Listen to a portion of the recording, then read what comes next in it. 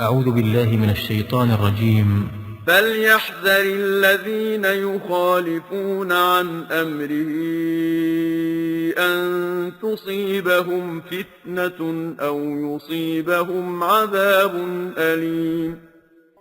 بسم الله، الحمد لله والصلاة والسلام على رسول الله. نصائح أسرية إلى يوم الدين. أما بعد، أيها الإخوة الكرام، السلام عليكم ورحمة الله وبركاته. يقول لك: ما حكم فتاة ترتدي الحجاب عند خروجها من المنزل ولكن أمام ابن الخال وابن العم أو إحدى الأقارب لا ترتديه؟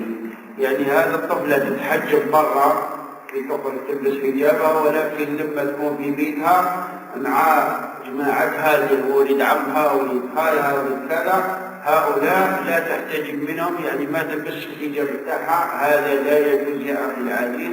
فابن الخال وابن العم مثله مثل سائر الأجانب الذين في الطريق، فعليها أن تحتجب وأن ترتدي حجابها منهم.